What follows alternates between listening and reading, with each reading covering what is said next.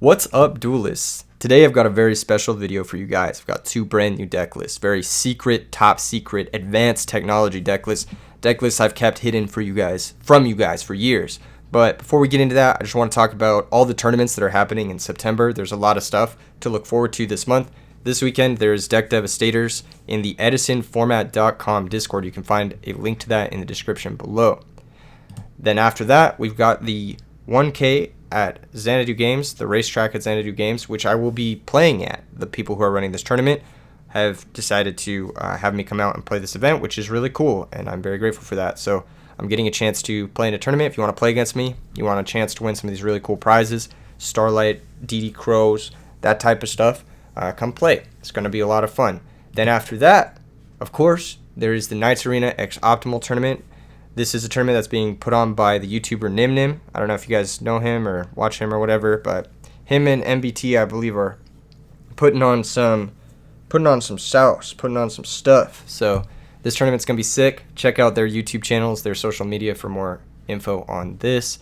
And then, of course, RBET4 Online is the last weekend of September, and it's also the last major tournament you're gonna get a chance to test before RBET Orlando. So RBET4 Online is going to be, I believe, September 30th. You want to check the description below for a link to the really big Yu-Gi-Oh! Discord. That's where this one's going to be held. And then if you're coming to RBET Orlando, which is going to be once in a lifetime, big end of the year event for Edison, huge vibes, Giga Chad, Shonen Jump, Dark End, first place, custom mats. The whole works.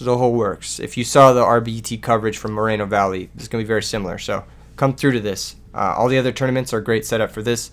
Get your testing in and then bring the real sauce. And speaking of the real sauce, today's deck lists are fucking crazy. So this is, oops, I didn't export it. I meant to export it. This is the first deck list. So I made a mistake when I was actually playing this. I loaded this into an 8-man. You see it's 39 cards. The 40th card was a Charge of the Light Brigade. And as you can see, I have no Light Sworns in my deck. So for the 40th card here, the card that I would choose to play is probably like a Space Typhoon or like a Book of Moon or something like that. Something along those lines. Maybe a main deck Soul Exchange. Just something to fill it out. But the way this deck works is you use this card here, Zeta Reticulant, and you use a whole bunch of ways to banish your opponent's monsters to just spam tokens. And the tokens are really good. So with Zeta, the way it works is if it's in your graveyard, every time your opponent's monster in play gets banished, you get to summon a 500/500 token. That's Dark and level 2. And that's pretty strong. Like, that just means that every time I activate, for example, Karma Cut, or D-Prison, or Bottomless Trap Hole, not only am I banishing the opponent's monster, but I'm getting a token. And if I have 2 Zetas in my graveyard, then I'm getting 2 tokens. And if I have 3 Zetas in my graveyard, I'm getting 3 tokens. So it turns your trap cards into big pluses, because not only are you banishing a key card, but you're also gaining these token advantages. It also turns your Caius the Shadow Monarch, DD Warrior Lady, and Chaos Sorcerer into big pluses as well, because when you banish something, you also get a token. So the way you use this deck is you try to control the board, just banish everything your opponent has, and then use those tokens to sort of either win the game via damage or use their bodies to summon other Zetas or Monarchs or stuff like that. This deck does really, really well against Blackwings, Vayu Turbo, and Heroes, so it just has a really good matchup into those 3 decks. It's not too bad into Frogs because you have 3 main deck Karma Cut, so you pick off those Treeborn Frogs. So it's actually not too bad into Frogs. And then on top of that, it's not too bad in general. I mean, you just get to play a lot of really good cards. It's like a lot of the best cards in the format: Dark Arm, Gores, Chaos Sorcerer, Cyber Dragon. Like, these are all great cards, you know? And having Armageddon Knight be your starter is really nice. In the sideboard, I've got double Snowman Eater. This is for like Glads, which can be a bad matchup. Should probably be Jiu-Jitsu Masters, but they're a little bit better into Hero Beat to have the Snowman Eaters. Double Crow, Banisher, which actually works really well with Zeta into Zombies. Breaker, I'm not super high on the Breaker. I actually might take it out of the sideboard for either another Banisher or like a Jiu-Jitsu Master or something. Vanity's Fiend, double Soul Exchange for going second. Space Typhoon, double Dust Tornado for heavy back row. Mind Crush, Trap Dust Shoot to interact with the hand, and Compulsory Evacuation Device. All pretty straightforward stuff. If you do take out that Breaker, then you can take out the Tempest Magician for something like Gaia Knight for the extra deck, or Android, whatever you're really feeling, whatever you think you can summon more frequently. The deck is cool. I entered an 8-man tournament with it. Where the hell is that 8-man tournament? Where the hell is that replay? Did I botch this whole fucking video? Are you kidding me? God damn it. No, I didn't. Here we are. Alright, cool. Here it is. We're back. Alright, yeah, I entered an 8-man tournament with it, and I'm going to show you guys the first match I played in that 8-man tournament. Replay, review, analysis style. So you can imagine my surprise. Alright, I'm playing against Dopaminer, against Jonah. Normally, when I see someone with 14 card extra deck, I would leave that shit, but he probably just made a mistake, so it's not a big deal. Yeah, he gets to go first. He summons Krebins, and I'm like, okay, so this is going to be a legit match. You know, this is going to be a crazy match. I'm going to summon Armageddon Knight, send my Zeta, get it, and he says, what the fuck? Probably surprised to see Zeta Reticulant. I set both back row. So the way this works is like, now if he plays into either of these back row, I get to summon a token, and then that's a free token for my Caius, or it's free pressure. I make a big mistake this game, and this is my big mistake. I didn't attack with Armageddon Knight here. I should have. Anyway, yeah, so I miss 800 damage. He sets a monster and passes. We draw for turn, it's Ryza. So here I'm like, alright, I'm going to go for Caius. Target his set monster is probably a battle recruiter. So I go for the Caius, I target his set monster, and I'm going to be able to get a token here. So I get the token off the Caius. The Armageddon Knight kind of replaces itself with the Zeta Reticulant summoning the token. So we have fodder for our Ryza. What I'm trying to do here is instigate him to attack my token with his Krebins. Because if he attacks my token with his Krebins, I can deprison the Krebins, get another token, and then I can have 3 bodies in play. Pretty much guarantee that the Ryza is going to be good. I could have done a bunch of different things this game to make sure the Trag was more live, but I think this is the most optimal way to approach this. He reveals he's on DD Warrior Lady, so I'm like, oh, that's interesting. You very rarely see DD Warrior Lady with Krebins. I do attack with Caius here, and he does pay 8 to negate that attack. So I missed 800 damage last turn, but I didn't miss it this turn. He summons Armageddon Knight, activates the effect, sends his own Zeta, and I'm just like, bruh. Round 1 of the 8-man, and we have the Zeta mirror, and I really wanted to show you guys this match. The other 2 matches from the 8-man, well, I'll get into that in a second, but we'll watch the rest of this one before I spoil it, you know? He goes ahead and synchros into Yugioh. I have the bottomless, so I have all of the Zeta initiative. I'm getting the banishes, I'm getting the tokens, and so now I have all of the initiative. You can see the token advantage starts to add up a lot. I mean, that's 1,000 life points. That's 1,000 pressure, you know? We draw Cyber Dragon. Pretty good draw. Just because it's another threat we can sack a token for. I switch the token to attack. I attack for 500. I do decide to attack with the Caius. I deliberated about attacking. It's most likely he does have a deprison for it, but I just need to force him to use the deprison because the more Zetas he gets in his graveyard, the better those deprisons are going to get. So I'm going to force it now, and he goes for it, and I'm like, alright. He used the deprison. He gets a token. Main phase 2, pass the turn. He goes ahead and sacrifices his token to special summon Zeta Reticulant from his hand. I'm like, oh, that's pretty cool. So you can tribute 1 Ava token, which are the tokens he makes, to special summon him from your hand. That's his other effect. And then he goes ahead and attacks my token, but I'm going to deprison his Zeta. And this is really good for me because, again, I'm on the initiative here. I have the banishes. I'm the one getting the tokens. And you can see really quickly like how these tokens take over games. Like, I have functionally 7 cards to his 4. And my tokens are actually applying like real life point pressure. Unlike Dandy tokens, them being able to attack is really good. Second main phase, he summons Armageddon Knight. Honestly, he probably should have done this first main phase because of its Mirror Force. He wants the Zeta to hit the graveyard anyway, so it's not that big of a deal. He's going to send Malicious, so he's on a bit more of a telekinetic Armageddon Knight build, potentially with Dark Grepher. We draw our own Zeta, and I'm like, that's pretty good. I'm going to go for Ryza and blind target one of his back row. He didn't stop the Caius with that back row, so it's pretty safe to go for Ryza there. And then I'm going to sack to special Zeta. His draw locks, so I'm going to start attacking here. I attack over the Armageddon, deal 1,000, attack with Zeta, deal 24. So I have a really strong position here, and he could potentially come back with Malicious plus like Powerwell or Malicious plus E-Telly, something like that. But we have DD Warrior Lady to clean up that synchro and get ourselves another token. So I think we should be okay to win this one. It's just a little bit hairy because synchro here plus like a Solemn could be really good. So he goes telekinetic, synchro into Thought Ruler. And Thought Ruler is really, really good versus this deck because all of our trap cards, Deprison, Karma Cut, that sort of stuff targets. Not all of our trap cards. Bottomless doesn't, obviously. But once the Thought Ruler is stuck, it's pretty hard for us to remove it. We don't play Mirror Force. So he goes for the DD Warrior Lady to banish our Zeta. That's really good for him. He's getting a little bit more Zeta initiative here, getting his token. We also get another token, which is nice for us. It's at least going to be a defensive wall. And it's nice for us that he attacked with the DD Warrior Lady first. Had he attacked with the DD Warrior Lady second, we would have been forced to drop Trag. He could have run it over with DD Warrior Lady. and then we would have been staring down Thought Ruler, DD Warrior Lady with Zeta Reticulant. As it stands, we're going to have the Trag in play here, which is nice. He has a little bit more value than Zeta Reticulant in play versus a Resolve Thought Ruler.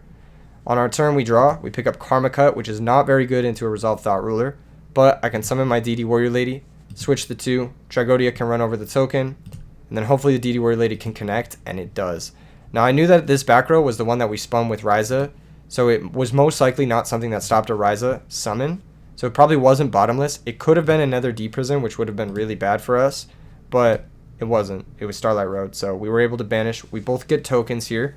So he has an opportunity to draw a Caius, which is pretty good, but we still have the token initiative. We still have all the tokens here. He draws Greffer, which is pretty good. We elect not to Karma Cut the Greffer. I think it's best just to lose our Trag and then Tribute Summon Cyber Dragon. That's what I was thinking, and hold the Karma Cut for a future threat. We Tribute Summon Cyber Dragon, attack over Dark Greffer, set D Prison. No, we don't set D Prison because we want Karma Cut to be live. Yeah, because if he draws Caius and he targets the D Prison, it's really bad for us. So we want to keep the D Prison in hand and keep the Karma Cut live. We draw Bottomless, which is really good. It's another out to that sort of thing. We're going to start turning up the Jets, and by the Jets I mean like the fucking Super Soaker Jets that is 500 per turn. But 500 per turn is real life points. I mean, it's like actually not the worst. Set the back row, Bottomless, and pass. He sets a monster, passes. We draw another Cyber Dragon. I just switch both now because I know he doesn't have Mirror Force. And then I attack with the Cyber Dragon, and he surprises me with Morphing Jar, which is a card that I had not considered in my build. So the 40th card, I was trying to avoid spoilers. In my build would probably be Morphing Jar because I think it's very good in this deck. It's a good way to empty the drawn Zetas, and it's a good way to just reload after you've like been forced to do like minus value Karma Cuts, that sort of thing. We attack for another 1,000, and our hand here is pretty good. It's not like the worst, you know. We have Solemn. We drew our Charge the Light Brigade, which has no targets, Kappa. But like I said, this would be like our own Morphing Jar in the future. He sets a monster, sets a couple back row, passes the turn. We draw D Prison, which is good. I go ahead and just swing. He's going to banish with DD Warrior Lady, and we're both going to wall out with tokens, which is a little annoying, but again, we still have the token advantage here, so we're kind of holding it down. Main phase 2, I'm going to summon Armageddon, send Plague, and then I'm going to set D Prison. The reason I wanted to set the D Prison was because I wanted to make sure we can't get attacked by his Armageddon Knight, and the reason I wanted to send Plagues because I didn't want to draw it, pretty much. He sacks for Caius. I just let this happen. I don't solemn it, but I do chain Bottomless. We each get a token, but we take 1,000. So again, we still have this like token wall thing happening. We can always sack tokens for Zeta to make space though. We draw our own Caius, which is really good. I decide I'm going to start chipping away at his back row. So I'm going to go Caius, target one of the new sets. So the new sets, the old sets are obviously cards we could hit with Caius, but they're also dead cards because I've done everything into this center back row in particular. I've done everything into it and everything has resolved. So it's a completely dead card. So hitting it with Caius is pointless. I wanted to take a 50-50 on a D Prison or a Bottomless. And if I traded with a Bottomless token and a Caius, like I'm okay with that because I still have the token advantage. I just need to get the Bottomless clear so that when I inevitably go for like my big game push, he's at 2,300 now. So I have a couple of different lethal threats. Plague plus the tokens can make a Stardust. Chaos Sorcerer can be a lethal threat, and Zeta Reticulant can also be a lethal threat. So I just need to chip away at the back row to be able to go for my game push. He chains Bottomless. I do hit a lucky 50-50. He is going to get a token off of that, but that's fine. We just need a sacrifice for Zeta here. We did hit that D Prison. We know the middle set is a bluff or a bad card, a dead card. We don't know about this card, so we're just going to attack into the token. And yeah, it worked out. So I switched these two to defense so he can't crash with them or get them off the field easily. He sacks for his own Zeta, which we just let happen. End phase, we Karma Cut his Zeta. This way we play around him setting Solemn as one of these two. And we are going to clear the Zeta out of his graveyard with Karma Cut as well. So putting Zeta into play is actually a pretty big liability in this matchup because of Karma Cut.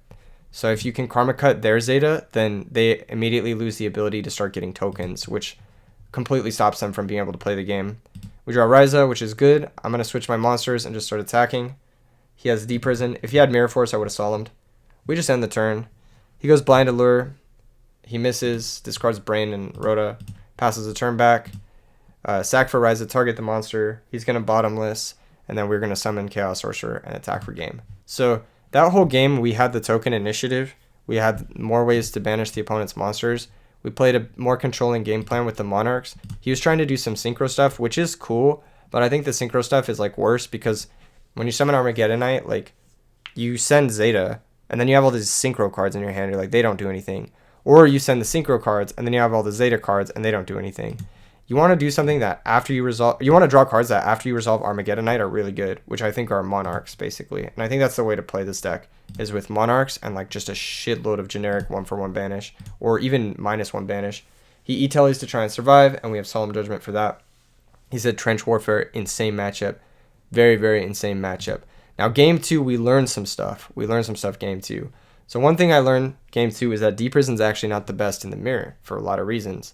DD Crow is good, but D-Prison's not the best. So he goes Armageddon sending Zeta. So he has the initiative now. He has the token initiative. He passes back to us after setting a back row. We start off with Cyber Dragon, and because this summon is okay, I'm thinking, okay, maybe his back row is D-Prison. I'm going to go for Caius. But I had completely forgot about Karma Cut, and he actually is able to chain Karma Cut, pitching Plague, which is really good because now there are 2 cards I want to Crow, and I have to Crow one of them now if I want to do it. So I go for Crow on Reticulant because I just don't want him to have that token spam ability. Because if he gets tokens going, it's going to be really hard for me to fight through that with what I have going on, like just spot removal and stuff. But if he uses Plague to Synchro, maybe I can beat it with D-Prison. Who knows? So yeah, I banished the Zeta. I highly value that card. But that was a pretty bad exchange for us. It was 2 for 3, and we lost a ton of initiative. And he's just ahead of full summon. He summons Dark Grepher. He's able to activate this, pitch Krebin, send another Zeta. So like all that work we just did is completely undone. He attacks for 14. And then he attacks with Grepher, and I have to deprison this Grepher, A, to save my life total, and then B, also because if this sticks around, he can send more Zetas, he can send Malicious. He can really set up all over us, so that's not something I can allow him to have. He sets back row passes. We draw our own Armageddon. I go for that. I send our own Zeta. I attack an Armageddon. But we have no way to generate a token right now, which is pretty bad. He goes Rhoda for Armageddon.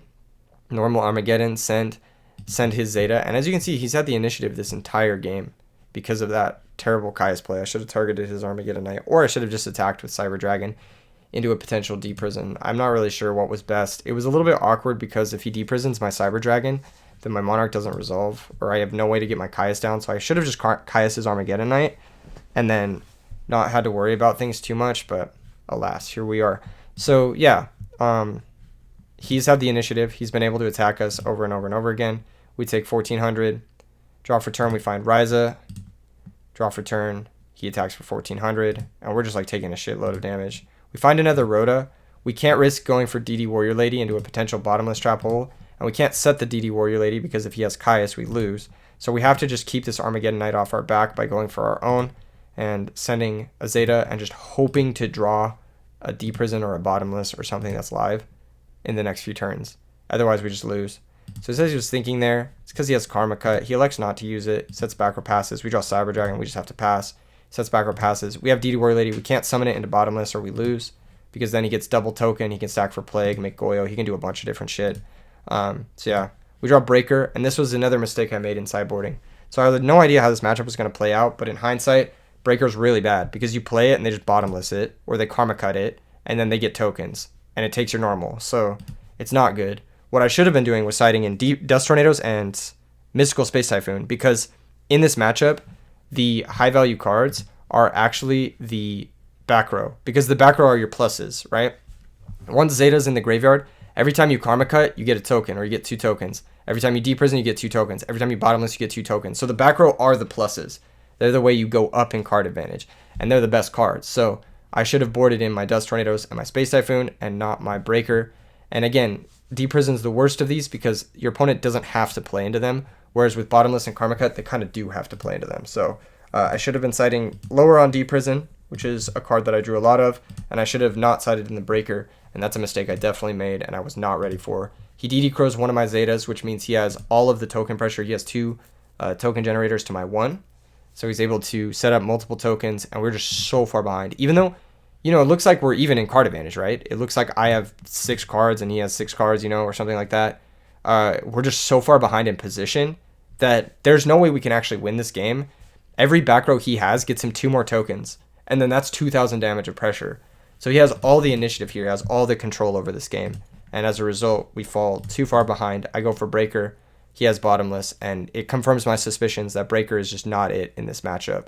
I can still special his Zeta, but just at this point, it's like if he has Karma Cut, he hits both my Zetas, which he does, and then I'm just like, okay, I'm done. Let's just go to the next game after this, because we are going to lose to these guys. I have to special Cyber Dragon in defense to try and stay alive. He sacks for Caius, and yeah, that's pretty much it. So in this mirror match, going into the third game, I did side differently. I brought in the Space Typhoon, I brought in the Dust Tornadoes.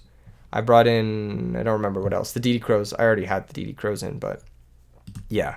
So for game 3, hopefully I'm able to just have it all. I also sided in Trap Dust Shoot because I was going first. As you can see, I open it, so I'm immediately rewarded. And it looks like I did side in the Banisher as well. The way Banisher works in this matchup, or in matchups in general, is you get your graveyard set up with the Zetas, and then you summon Banisher and you run over their guy and you get a token. So it like turns Banisher into like a jank like Flamvell Fire Dog, kind of, which is pretty good. It's actually like pretty good, because like if you think about the big swing in position that you get, going like summon Banisher, run over a Recruiter, banish it forever, get a token, it's like a solid +2. Like, it's actually pretty good. So here we go, Armageddon, send Zeta, set Rhoda, and set Trap Dust Shoot. So the reason I set Rhoda is because I wanted him to play a little bit cautiously into Deep Prison or Bottomless Trap Hole if he has a DD Warrior Lady start. If he has DD Warrior Lady, I don't want him to just summon it and attack into my Armageddon Knight. I want him to fear the fact that I could Bottomless or Deep Prison it and then get a token off of that. So I go ahead and Dust Shoot, show both hands. Okay, so as you can see, his hand is pretty weak into this Dust Shoot. And as you can also see, Deep Prison, one of the worst back row, because I don't really have to proc it. I don't really have to play into it. So the fact that I sided them out is actually pretty good here. And I'll show you why. So we take the Greffer, shuffles the Greffer back. He sets Deep Prison, passes. Honestly, what he should have done was set all 3, but he just sets the Deep Prison. We have the Monarch.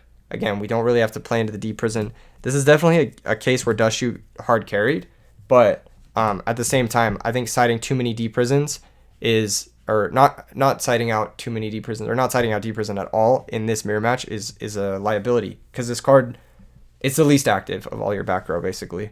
Set the Dust Tornado, main phase 2 Rhoda to play around Heavy Storm, grab another Armageddon because I just want to set up either Plague or a second Zeta ASAP. Pass the turn. He draws Dark Arm Dragon, he sets 2, passes the turn. I'm going to Blind Dust. Depending on what we hit with the Blind Dust, he didn't shuffle his hand, so we know the card he drew was not a back row. We get to hit the Solemn Judgment. So since we hit the Solemn Judgment, we can actually just like start summoning like shitty monsters and swinging into that Deep Prison and keeping our Caius around. We draw Plague, which is annoying because that's what I would have sent with Armageddon, but I'm just going to Synchro into Thought Ruler because we know about that Deep Prison. So we're going to deal 2,700, pass the turn. He draws for turn, and it's the 3rd Deep Prison. So like I said, you got to side out the Deep Prisons in this matchup. They're the least active. They're the easiest to play around with Thought Ruler or with the Monarchs or with like whatever, really.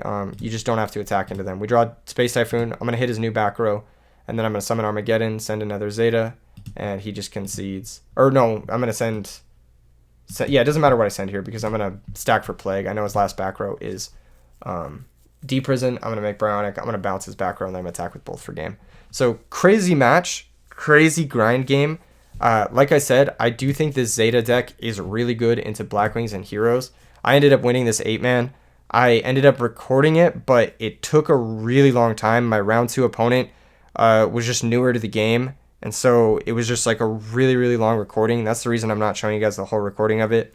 But yeah, I ended up beating Blackwings in round 2 and Vayu Turbo in round 3 with this deck, and I think it does a really good job against those decks, and I think it does a really good job against Heroes as well. This is just one of those decks that like you can get advantage out of the best trap cards in the game, which are the banished trap cards, Karma Cut, Deep Prison, Bottomless. These are probably the best trap cards in the format because banishing monsters is obviously so insane in this format. And then you just get little pluses with the Zeta. It's like a weird quick draw deck. It's really interesting too. Like if you have Karma Cut plus Zeta and you pitch the Zeta for cost and you banish their monster, you get the token because Zeta's in the graveyard at the time that Karma Cut banishes their monster, which is really sick. There's a lot of really unique synergies in this type of deck, and you can build it a couple of different ways. I think this is like one of the better ways to build it, one of the more resilient ways to build it. But I think this deck is very good. I think it's very slept on. I think this card in general is not a card that enough people have experimented with. I think it's really strong. Okay, the second build I want to show you guys, the second super top secret build I want to show you guys is a new Vayu Turbo list that I've been working on for a while. So right now the metagame is like all fucking heroes. Literally all fucking heroes. Like literally everybody's playing heroes right now, and everybody's not playing heroes right now is playing like Dragon Turbo or Frogs or Blackwings. And what card is insane against those? Eradicator Epidemic Virus.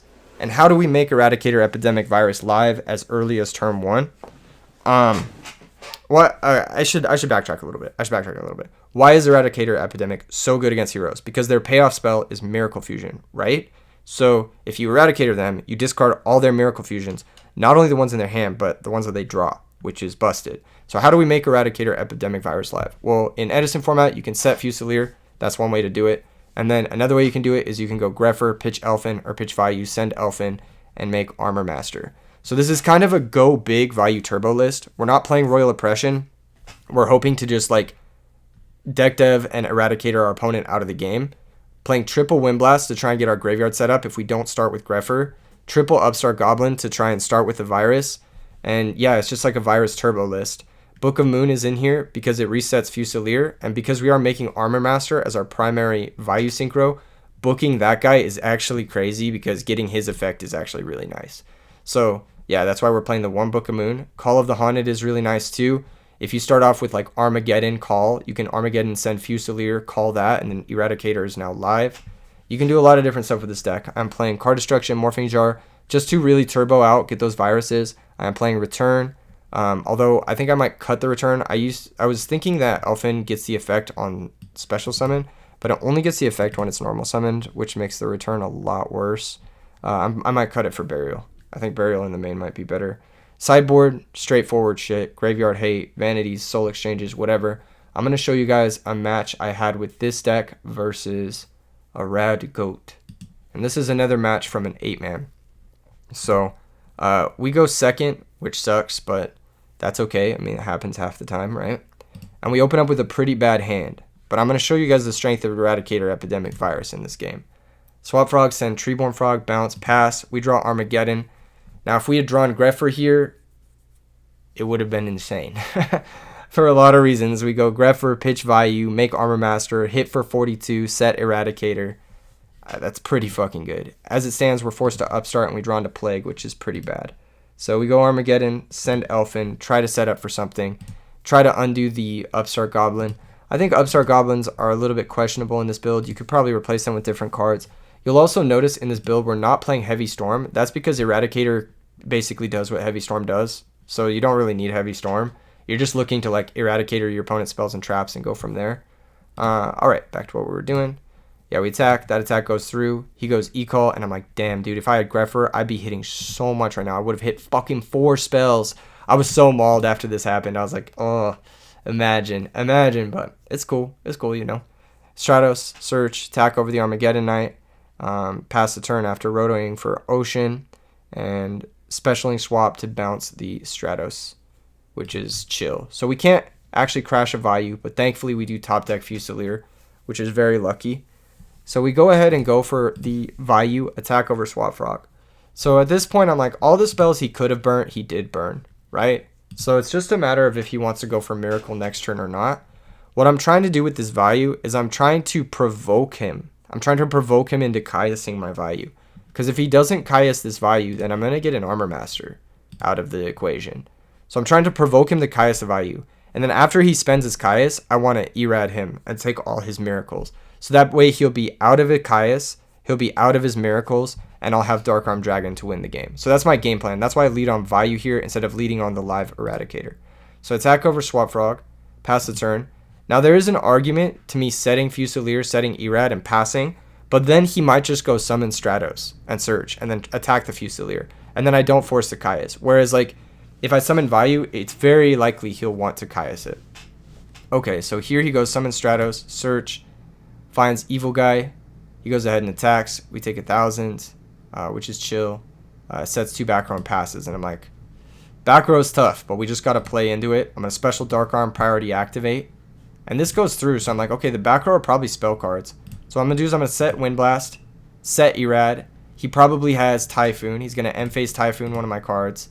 But he doesn't. I'm just like, what the fuck? So here I go for Erad, sacrificing the Fusilier. And then he chains enemy controller targeting Dark Armed. And here I have a really tough decision to make. I could let him take my Dark Armed. I could let him have it, basically, right? And then sacrifice it for something. And then I could Windblast whatever he sacrifices it for. but I would be forced to pitch one of my cards and then stack a Monarch on his deck, and it would just be really bad for me. So if he has a Monarch, it's really bad for me to let him have this Dark Armed in his main phase. What I should do here in the case of a Monarch is pitch Plague to Windblast and Windblast my own Dark Armed so that I can stack value for Plague next turn and special Dark Armed again. So I go ahead and I'm also at this point predicting his 2 back row or spell cards. I don't know what his 2 back row are because he just didn't use them into my Dark Armed. And I'm like, what the fuck? He probably just has spell cards in his back row. So this Eradicator's happening. We hit Miracle Fusion. He's forced to enemy controller there. Show both hands. You'll see he doesn't actually have a fucking Monarch. He has Substitute. So it's pretty bad for me to have spent this Windblast here, but I did it anyway. I don't do it yet because he reveals that he has double Reckless. I'm like, okay, he can just shotgun the Recklesses and hope to hit a Monarch. So what I'm going to do is I'm going to Windblast, hit the Dark Arm Dragon. He's going to pass the turn, or he's going to go Evil Guy plus Substitute, go for that whole thing. And that's what he does. So he goes ahead and goes into a double Dupe Frog. He doesn't go through all his frogs, and I was figuring the reason he didn't go through all his frogs is because he actually doesn't want to thin them because he doesn't want to draw spell cards. So he leaves them in to like keep his deck dense, low spell card count, so that he doesn't get hit by the Erad super hard, right? We hit one of the miracles, but we didn't hit all of them, right? So he goes for this, passes the turn, we draw Dark Armed again, so we can now, couple of things, right? Every turn we wait is bad for us. I want to force him to use those Recklesses while he's still under Erad. So I go ahead and stack for Plague, special Dark Armed, priority pop Dupe Frog, go ahead and make my Armor Master. Again, he's not searching, he's just adding from the grave to keep his deck dense with frogs so he doesn't draw into the Erad. I make Armor Master, I attack the other Dupe Frog. This time he does search because there's nothing left to add back besides Treeborn. He probably should have added back Treeborn, but it's marginal. I attack with Plague. He thinks about using the Reckless Greed here to try and find Gores, but he values his draw phase a little bit more, and I think that's the correct decision. I think going for Gores here isn't even really... it's not that good. It's not that good of a play. He just takes both hits, drops 3,200. But yeah, this game was really intricate. There's a lot going on because of that Eradicator turn. Anyway, I pass the turn. He draws Brain Control for turn, so he loses that to Eradicator. He goes Reckless Greed, reveals a 3rd Dupe Frog and a 3rd Substitute. So he draws into 2 more frogs. Frogs he could have thinned out of his deck, to be fair. And then he goes for another Reckless. He hits another Reckless and an enemy controller, which is destroyed by Erad. Now, you don't get a chance to chain this enemy controller because it's destroyed immediately by Erad. So now he's locked out of his draw steps. He does have that extra Reckless. This turn, he can pitch, special swap, set up for Substitutes, that sort of thing, which is probably what he's going to end up doing. He goes Substitute, special out, swap Frog, attack over the Plague, banishes my Plague, bounces the swap, pitches, sets Reckless, and passes. Here I make a game fucking losing mistake. Now, I need to assess this because I haven't reflected on this game yet. I'm not sure if this is a game losing mistake. I attack in the wrong order. I was supposed to attack Substitute first with Dark Armed, but I attacked the Swap Frog first. The reason I should have attacked the Substitute first is because it makes it so frog monsters can't be destroyed by battle. And as soon as I declared the attack, I was like, I'm a fucking idiot. I even like thought it in my head, and I was like, bruh. But yeah, I was supposed to attack the Substitute first and clear both Swap Frogs. Now, I basically have to hope that off of the 2 draws of Reckless, he doesn't draw a Monarch. Because if he doesn't draw a Monarch, I'm okay. Like, if he just draws 2 spells or, like, some frogs, then I'm okay. He reveals the first draw, it's Battle Fader. Then reveals the second draw, and it's Caius. I'm like, fuck me, dude. So this is really bad. It's particularly bad because he still has a swap in play. So he can go Treeborn, sacrifice for the Caius, and actually bounces Caius too. So we just straight up lose, which is really unfortunate. But as you can see, I had a terrible hand. I was going second. My opponent had triple Reckless. Like, and through all of that, Eradicator gave us chances. I just kind of choked them away. Like, imagine he doesn't have the Swap Frog here. He banishes the Dark Armed, right? We can run over the Caius. You know, he runs over the value, right? He runs over the value. We can run over the Caius. He misses his draw phase. He's forced to go Evil Guy, run over our Armor Master. Then we make Silverwind, and we end with the better threat. So because I'm attacked in the wrong order on that turn, I fucking choked this game, which is really frustrating. It's a really frustrating mistake because it's just like an onboard thing that I was aware of, but I was thinking about a million different things. And yeah, you have to be aware of like virus happening. You have to be aware of Substitute happening. And that's just an error on my part. Anyway, he's able to bounce the Caius. And so there's really nothing we can draw here that gets us out of this. Or is there? So we go Allure, we find a Dark, and we find a Morphing Jar. And I'm like, wait a fucking second. I have Morphing Jar. So I draw into, I hit the Dark, I hit Morphing Jar. I set Morphing Jar, and I'm like, so he's going to Caius banish my Armor Master, attack into Morphing Jar, and then I'm going to draw 5 new cards. He's going to be able to put us pretty low. He goes for Malicious Edge instead, which is really interesting, preserving the Caius, dealing us 2,000 damage, which is pretty big damage, I'm not going to lie. But we do get to draw 5 new cards, which is insane. Really, really sick. He does find some really powerful spell cards here, and he should honestly activate them in case I draw Eradicator, but he doesn't. He just sets and passes. He sets Typhoon and passes. So I'm like, okay, I have chances here. I'm going to go ahead and just upstart twice, try to hit some values, try to hit something, some Eradicator nonsense.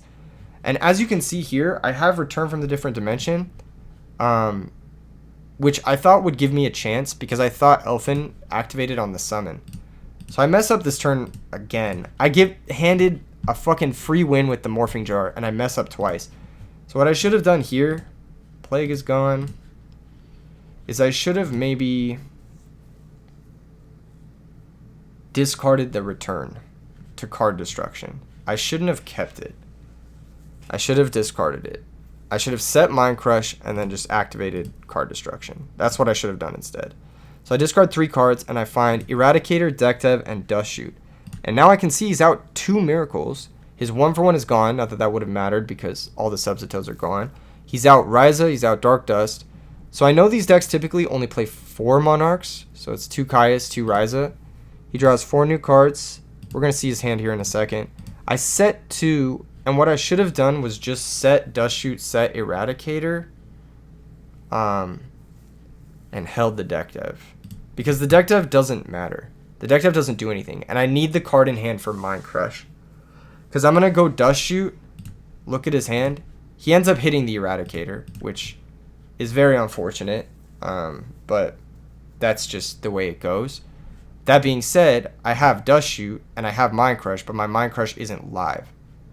So I can go Dust Shoot, see his hand, take the Caius that initially beats me, and then if I can Mind Crush Heavy Storm, survive with Return, but even then he pierces over my guy. So it doesn't really end up mattering that I didn't hold the Return, because I thought for some reason I could Return, summon Elfin, and then switch his guy to defense and survive an extra turn, and potentially figure out a way to come back into this game, but alas, it wasn't meant to be. He found both Heavy Storm and Miracle Fusion, which he needed to find in these set of cards in order to win the game, and that's just what's going to go down. Treeborn comes out, and we just didn't have a card in our hand to Mind Crush name Ryza or whatever the fuck we needed to name, so that's going to be that, and then we concede and go to the next game. So that was the power of Eradicator. It kept us in a game that we probably should have lost, but it's pretty solid. It's a pretty solid card. This game, we boarded in some good shit, so we have a really strong hand, right? We draw Elfin. I summon Armageddon. Once again, would have been a lot better if it was Greffer, but we'll take it, I guess. Set 2, pass. I Dust Shoot here, and he chains Crow on Vayu, which is really annoying, but that's that. We do open Dust Shoot, which is nice, sort of, because he opened 1-for-1 and Rhoda. So, because he opened 2 one-of power spells that we can't take with Dust Shoot, it's really fucking annoying. Again, this is the power of Eradicator. Eradicator can hit these cards. Dust Shoot cannot. So that's the issue with Dust Shoot, and not the issue with Eradicator, basically. We go ahead and Dust Shoot. We're forced to take Ryza here because he can Ryza my Call of the Haunted, which is really, really bad for me. So we're forced to take Ryza. He goes Rhoda, grab Stratos, Stratos search, grab his guy, and then he has the full 1-for-1 thing. But even through all of this, I'm okay. I'm okay as long as he doesn't top deck Brain Control. Because if he top decks Brain Control, he can take my Vanities. But what I'm planning on doing is going Call of the Haunted Armageddon, send Plague, make Bryonic, Bryonic bounce 1, sack the Bryonic for Vanities, run over the other one. Or run over the other one, then sack for Vanities, because I want to give him the least information possible. So here he goes for the dupe block, right? That's what the deck does. On our turn, we draw Erad. I'm like, alright, that's not very useful, but maybe we can make use of it at some point. We go call Armageddon. If he didn't have the Crow, we would have had a live Erad here because we could send the Elf in. We would have been in an insane position, but, you know, here we are. We go stacked for Plague, synchro with the Armageddon Knight into Bionic. Bionic pitch the Elf in, bounce the Dupe Frog, attack over the other one, and then he gets to add a Swap Frog from his deck to hand, and we sack for Vanity's Fiend. And so now, as long as he doesn't draw Brain Control, I win this game. Like, straight up. Like, as long as he doesn't draw Brain Control, I win. And that's super chill. Pass the turn. Alright, you guys are seeing it. You guys are seeing it. I summon Kaiku, and I attack over the Dupe. He makes the smart play of adding back his Treeborn, which is what you're supposed to do. I attack directly for 18. I deal him 18. I banish his hero and his Treeborn. And he top decks Miracle, which is pretty good. He goes Brain Control, take the Vanity's Fiend, sacrifice for Malicious, attack over the Kaiku, and pass the turn. We draw Elfin, which is a brick. Even if we had drawn Sirocco here, it doesn't do anything. Pass the turn back. He summons Swap Frog, and we die over the next 2 turns, which is really unfortunate. He just drew the 3 limited spell cards that he needs to win the game. He says he has Soul Exchange too, but Soul Exchange isn't nearly as bad because we still have Kaiku in play, and then we can sack it for Elfin, run over his guy, and he can't Miracle. And he has no Treeborn. So, like, Soul Exchange doesn't do it the same way. It had to be specifically Brain Control to beat us there. And that's what happened. So, unfortunately, here we are. So, that's that. It was a good match. I think it showcased the idea behind the deck really well. Even though we did lose the game 1 to the critical error, not attacking over this, or attacking into the Swap Frog first instead of attacking into the Substitoad. That cost me the game. And then game 2, him just having, like, the nuts, basically, which is fair. We had Dust Shoot, so it's only fair that the opponent has the Trinity of Edison format, which is Rhoda 1-for-1 Brain Control. So Trinity versus Dust Shoot, which one wins? Obviously the Trinity, right? So yeah, but I think the deck is really legit. I think people are not thinking about things ever, really. No, that's not true. That's not true. But I think people, like, copy deck lists a lot. I think people, like, go into tournaments, like, without, like, the heat, you know what I mean? There's so much fucking broken shit in Edison format that people are just not experimenting with. And I really don't understand why. And this is definitely one of those lists that I think is, like, this is one of those lists. You should definitely try it out. Eradicator Epidemic Virus is a crazy card. Thank you guys for tuning in. Check out the tournaments I talked about at the beginning of the video. And leave a comment, like, and subscribe. If you want some 8-man content, I just uploaded a members-only 8-man video with Jinzo, which was one of the most hype 8-mans I've ever played. There were some insane interactions in that one. Super banger. So if you're a member of the channel, you're eating today. I hope you guys enjoy the brand new deck list. I always try to bring you the freshest stuff on this channel. You know what it is. I'll see you guys in the next one. Peace.